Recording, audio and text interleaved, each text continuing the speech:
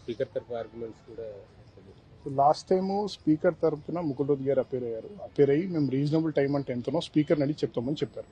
So order తర్వాత మన writ petition file చేసినప్పుడు 7 మంది ఎమ్మెల్యేల పైన జస్టిస్ గవయ్ గారి ధర్మస్థానము నోటీసెస్ కూడా అదర్ సైడ్ సబ్ చేయండి అని చెప్పారు. మేము ఇదే స్పీకర్ దృష్టికి కూడా తీసుకెళ్లి ఇచ్చాము. స్పీకర్ గారు కూడా అంతా చదివినాక మేము లీగల్ ఒపీనియన్ తీసుకున్నాక మేము బ్రీఫ్ తీసుకుంటాము, యాక్సెప్ట్ చేస్తామని అన్నారు. అదే విషయం కోర్టు కూడా చెప్పాము.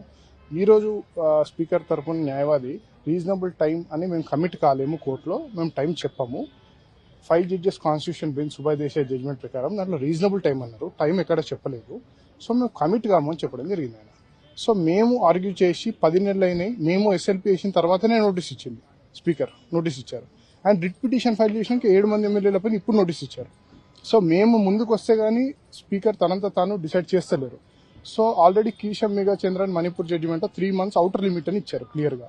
అది 3 judges బెంచ్ జడ్జిమెంట్. అది ఈరోజు 2 judges బెంచ్ కాంబినేషన్లో ఉన్నారు. మేము అదే ప్రెస్ చేయడం జరిగింది. ఆల్రెడీ 3 months అన్నారు. మీరు ఇచ్చిన నోటీస్ ఏదైతే మీరు చెప్తున్నారో కోర్టుకి, ఆ రోజు నుంచి మీరు డిసైడ్ చేయాలి 3 monthsలో. దట్ ఈస్ ది లా.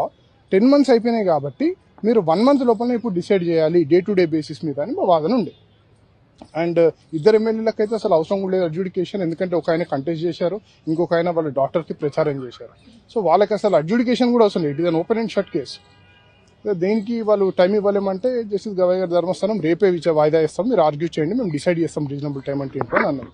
దానికి గాను వాళ్ళు 3 రోజులు టైం ఇవ్వండి, మేము కౌంటర్ దాఖలు చేస్తాము, కౌంటర్ చేసిన తర్వాత మేము ఆర్గ్యుమెంట్ చేస్తామంటే ట్యూస్డేకి పోస్ట్ చేయడం జరిగింది. మా తరపున మేము కూడా చెప్పాము, హైయప్ ఆన్ ది బోర్డు పెట్టమని చెప్పాము. ఎందుకంటే అది బోర్డు కిందకి పోతే మళ్ళీ అదొక సాకుతో కేసు లిస్ట్ రీచ్ కాకుండా అవుతుంది. సో హైయప్ ఆన్ ది బోర్డ్ అని జడ్జి కూడా చెప్పారు. మోస్ట్ ప్రాబ్లీ టాప్ 5 కేసెస్లో వస్తుంది.